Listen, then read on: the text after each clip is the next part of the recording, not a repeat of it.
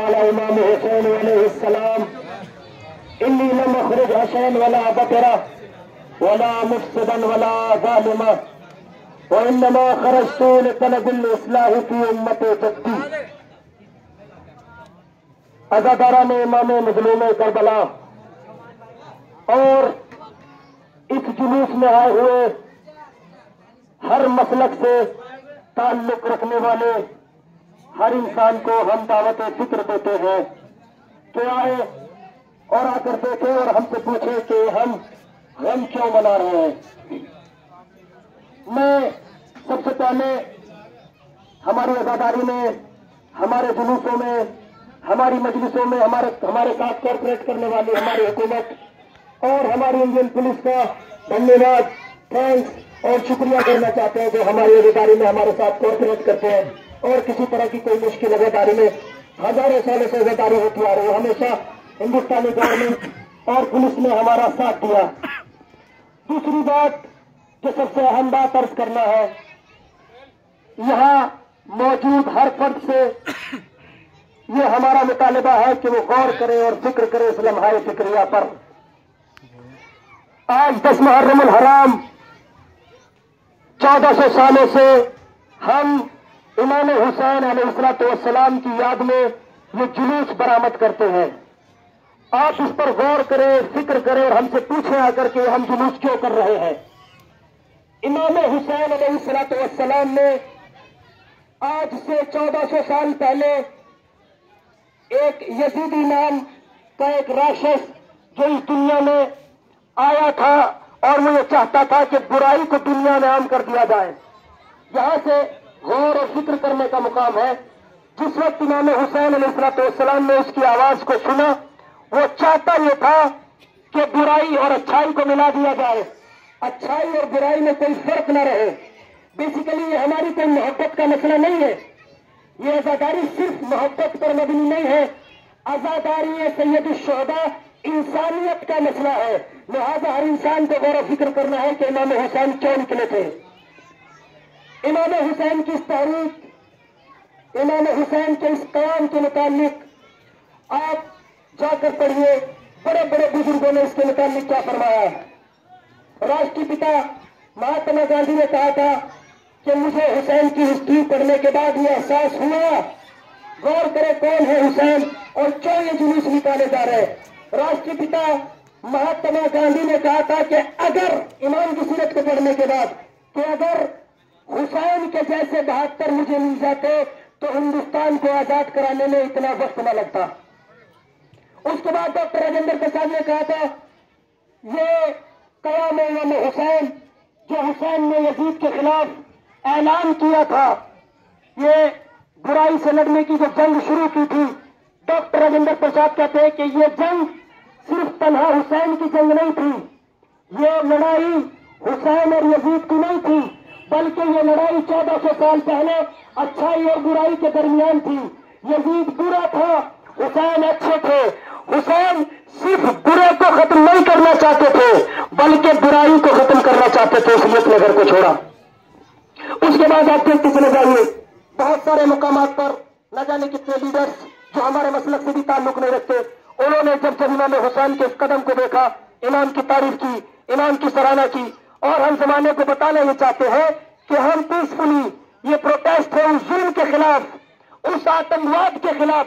خدا کی قسم اگر اس وقت یہ آتنکواد سر نہ اٹھاتا، اس وقت یہ آتنکواد اٹھاتا جس کی وجہ سے آج تک ایک صرف مسلمانوں کی آتنکواد سے بدنام ہو گئی. اور یاد رکھیے پوری کائنات میں صرف آتنکوادی وہی ہو سکتا ہے جس کا تعلق یزید سے ہوتا ہے. امام حسین کو چاہنے والا، امام کو ماننے والا نہ کبھی آتنکواد ہو سکتا ہے نہ کبھی غدار ہو سکتا ہے. ہم اپنے جلوسوں میں بھی اپنے ملک کے ترنگے کو، اپنے ملک کے جھنڈے کو، اپنے انڈیا میں نہیں، انڈیا کے باہر بھی جب حسین کا جلوس نکلتا ہے ہم اس ترنگے کو وہاں لہرا کر بتاتے ہیں کہ ہم حسین کے بھی وفادار ہیں، ہندوستان کے بھی وفادار ہیں. لہذا جلوسوں کا مقصد، یہ عزاداری کا مقصد صرف ایک تہوار منانا نہیں ہے. ہمارے اہل سنت بھائی یہاں تشریف فرما ہے، یہ بھی اس بات پر غور کرے کہ حسین صرف شیعوں کے نہیں ہیں، حسین محمد کے نواسے ہیں جو آپ کے بھی نبی تھے، جس کا آپ کلمہ پڑھتے ہو. آپ کو غور کرنا چاہیے.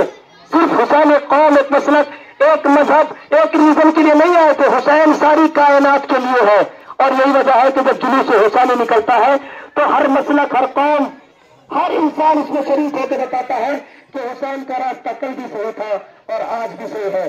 ہم انشاءاللہ ازل سے تھا اور ابد تک اور قیامت تک قدم حسین پر چل کر زمانے کو بتاتے رہیں گے کہ حسین نے 1400 سال پہلے بتا دیا تھا کہ برا کرنے والوں کے ساتھ نہ ہم کل تھے، نہ آج ہے اور نہ کل ہوں گے.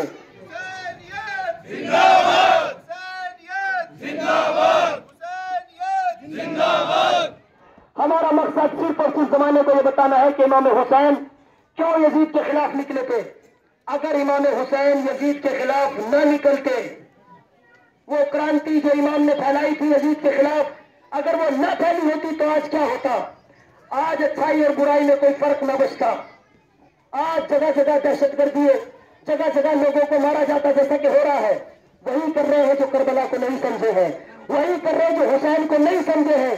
جو حسین کو سمجھ گئے ہیں، وہ شیعہ ہو یا سنی ہو یا ہندو یا کسی بھی رنگ سے تعلق رکھتا ہو، وہ ہمیشہ حق کے ساتھ ہوتا ہے، حق پر رہتا ہے اور حسین کے جلوسوں میں شرکت کرتا ہے.